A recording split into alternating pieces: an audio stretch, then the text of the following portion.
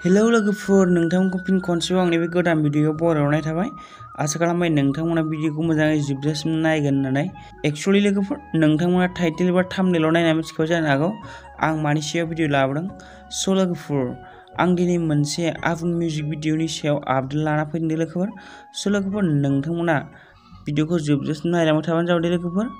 Actually लोगोफोर, नोंथांमोना बेबायदिनो बर' सावथुन एलबाम आरो बर' सेलिब्रिटिस लाइफस्टाइलनि बागै आपडेट मोनबाय थानो थाखाय आंनि बे गोदान चेनेलखौ साबस्क्राइब खालामनो थाखाय बयखौबो गुरै खावलायनाय जाबाय आरो खाथियाव थानाय बेल आइकनखौबो अलाव प्रेस खालामना लानो थाखाय खावलायनाय जाबाय, जाहाथे आंनि गोदान भिडिअफोरा थाबैनो नोंसिनिसिम नटिफिकेसन मोनहैग्राया। एक्चुअली लोगोफोर, बे फैनो गोनां एबा फैनाय बर'नि मोनसे आबुं मिउजिक भिडिअनि टाइटेलनि मुङानो जाबाय पापा की पारी। बे बर'नि मोनसे पापा की पारी आबुं मिउजिक भिडिअआ दायो रिलिज जाबाय लोगोफोर। स' लोगोफोर, नोंथांमोना सोर बे पापा की पारी आबुं मिउजिक भिडिअखौ नायाखै, नोंथांमोना हाम्फु सिनि प्रडाक्शन इउटुब चेनेलाव थांनानै नायनो हागोन लोगोफोर। आरो नोंथांमोना सोर नायथारनो गोसो, आं डिसक्रिपशननि गेजेरजोंबो नायनो हागोन लोगोफोर। आं लिंकखौ डिसक्रिपशनाव होनानै दोनदों।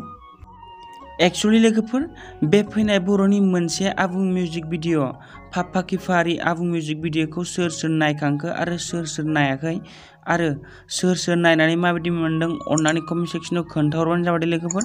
स' लोगोफोर, बे बर'नि मोनसे पापा की पारी आबुं मिउजिक भिडिअआ जोबोद मोजां जादों लोगोफोर। स' लोगोफोर, नोंथांमोना भिडिअखौ नायनानै खनसे हेफाजाब खालामना होबानो जाबाय लोगोफोर, जाहाथे बिथांमोना बेबायदिनो मोजां आबुं मिउजिक भिडिअ मोजां आबुं बर' सावथुन लाबाय थानो हायो।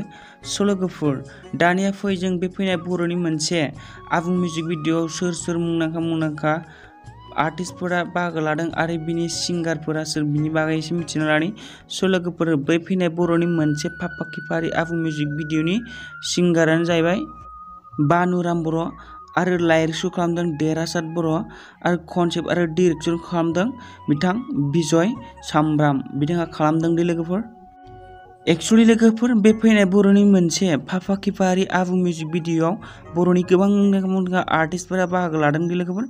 स' लोगोफोर, बिथांमोननि आर्टिस्टफोरनि मुंफोरानो जाहैबाय सबिता रामसियारि, बिपुल बसुमतारी, महरसा बर', जयसिं बसुमतारी आरो प्रडिउसखौ खालामदों राजिब बर', बिथाङा खालामदों दे लोगोफोर।